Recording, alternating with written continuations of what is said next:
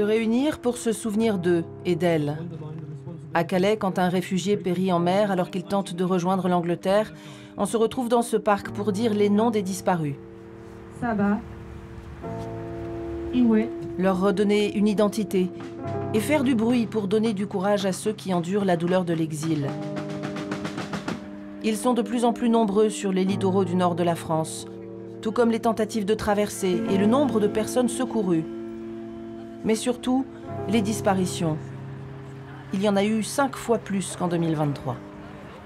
Chaque année, des personnes sont enterrées dans le nord de la France ou rapatriées dans leur pays d'origine. En 2024, ce sont au moins 89 personnes qui ont perdu la vie ici, à cette frontière. Aujourd'hui, nous adressons nos pensées à toutes ces personnes. Nous ne vous oublierons jamais.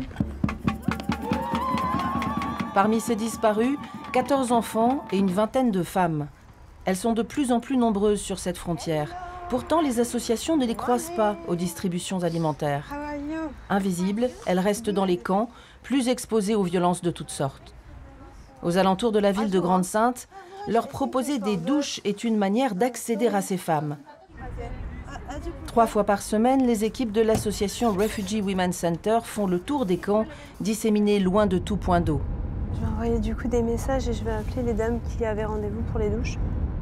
À l'arrivée du minibus de l'association, des femmes émergent des bords de route. Hello! You come for shower? Shower?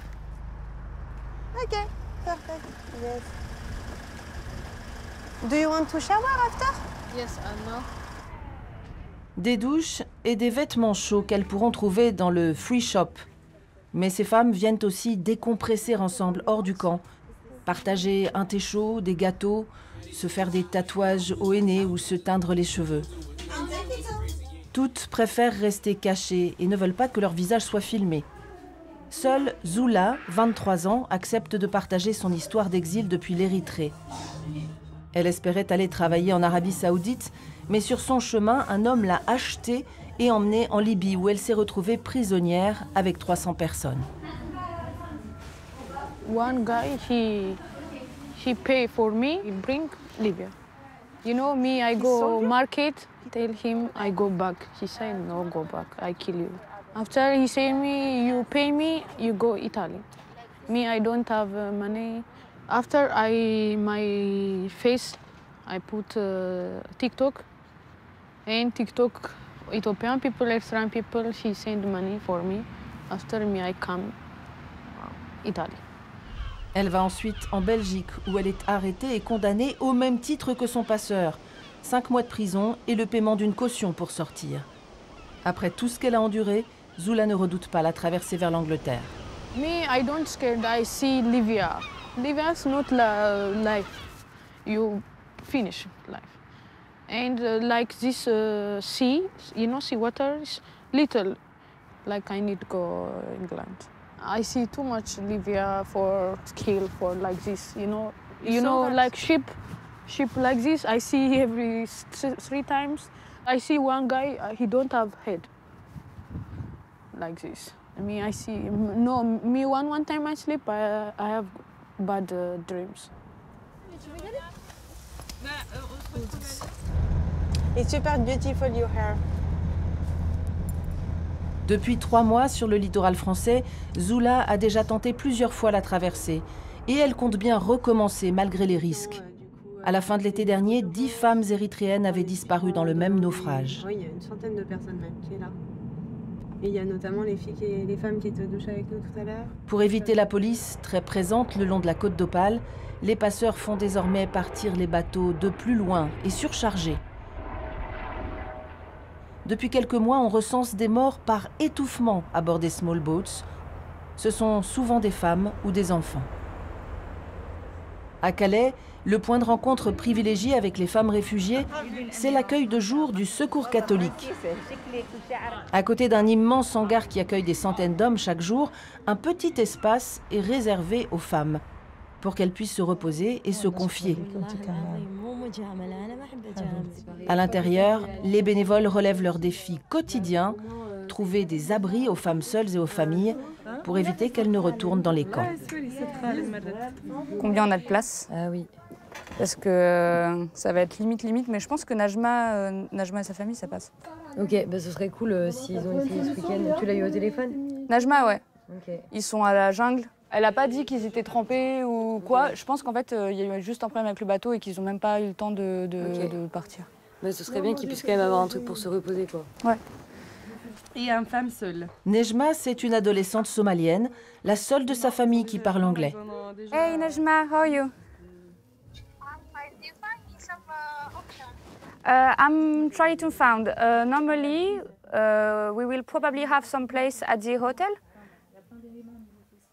MSF hotel. So I text you in maximum half an hour, but normally we will have a place. Okay? Okay, thank you so much. With pleasure. See you. Bye bye. Okay.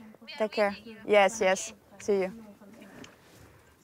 Najma, elle a 13 ans et un caractère, laisse tomber. Mais elle envoie carrément, quoi. Elle est trop forte. L'hôtel en question, un hébergement d'urgence financé et géré par Médecins sans frontières, 10 chambres louées pendant les mois d'hiver où les plus vulnérables peuvent se poser 3 jours d'affilée. Misso y dormira aussi ce soir. Cette jeune Syrienne a 16 ans.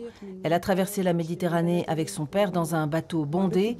Et le jour de notre rencontre, elle avait déjà tenté 17 fois la traversée vers le Royaume-Uni.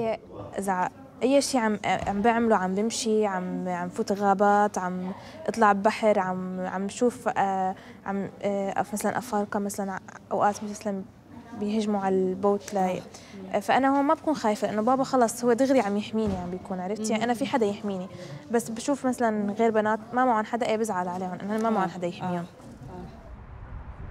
Le plus délicat pour les associations, dont Médecins sans frontières, c'est de déceler les situations dangereuses. Car les réseaux de traite ou de prostitution ne sont jamais loin.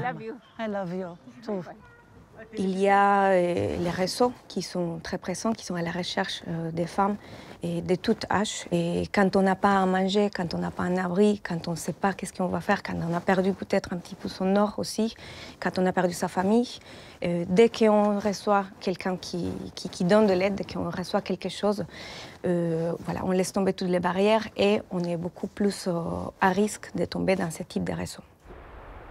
Pour faire de la prévention et limiter les risques, il faut trouver ces femmes qui sont dehors sous des tentes, proie plus facile dans les camps. Les bénévoles des associations y font des maraudes quotidiennes. Ouais. Hello! It's Women's Center!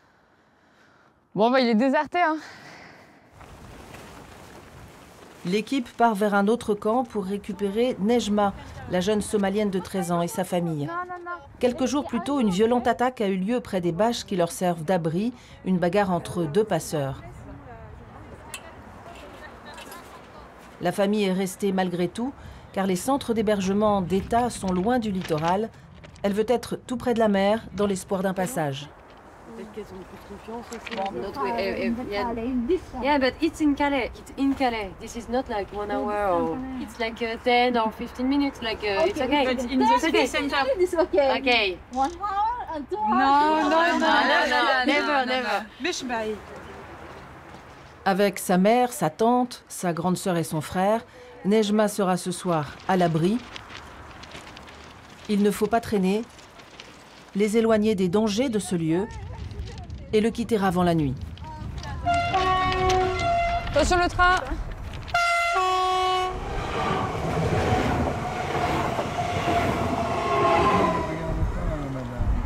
Yeah, good! Face à tant de fragilité, les abris d'urgence sont insuffisants. Alors parfois, le réseau des hébergeurs solidaires prend le relais. Des citoyens de la région, sensibles à la détresse des réfugiés et qui veulent aider.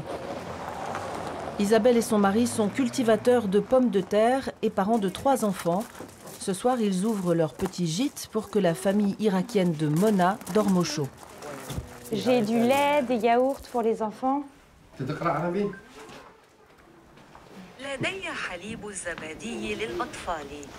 Ok. Travaillant beaucoup, ils n'ont pas de temps, mais beaucoup d'espace. Accueillir sans poser de questions est peu à peu devenu une évidence. On voit régulièrement ces petits feux entre l'hôpital et l'autoroute. Et j'ai toujours dit à Charlotte, tu vois, ça c'est C'est dingue, ça n'est pas normal. Et une fois qu'on a dit ça, si c'est pour retourner bien au chaud et manger tous les 5 sans ouvrir la porte... Tu nous dis souvent qu'il ne faut pas s'habituer à ça. Oui, on ne s'habitue pas à la situation des gens qui dorment dehors. Est-ce que tu as besoin de... Il marche pas très bien, mon traducteur, en ce moment. On a une jeune femme yéménite aussi qui était passée par la terre. Donc, dès que j'étais toute seule avec elle, elle m'en racontait beaucoup. Des choses un peu dures, d'ailleurs. C'est vrai qu'elle expliquait qu'elle se cachait, en fait, elle se bandait la poitrine pour surtout pas être vue, qu'elle s'était rasé les cheveux complètement et qu'elle parlait très peu. Dès qu'elle était toute seule, elle parlait très peu pour qu'on reconnaisse pas que c'était une voix de femme. Avec en mettant du coup toujours une capuche, des vêtements amples. Bon, pour en arriver là, c'est qu'on est passé pendant 3 ans par des choses un peu compliquées. Chaque fois, nous, on est toutes contentes parce qu'on se dit... Oui, Fin de la journée, ou presque, car les alertes ne s'arrêtent pas avec la nuit. Please, we need help, we alone, please. Hello, how are you? Okay, how many are you? 2 women? Pour ces 2 femmes qui sont dehors dans le froid, une autre association va prendre le relais. Mais combien d'autres vont encore passer une nuit dehors ou risquer une fois de plus leur vie pour rejoindre les côtes anglaises ?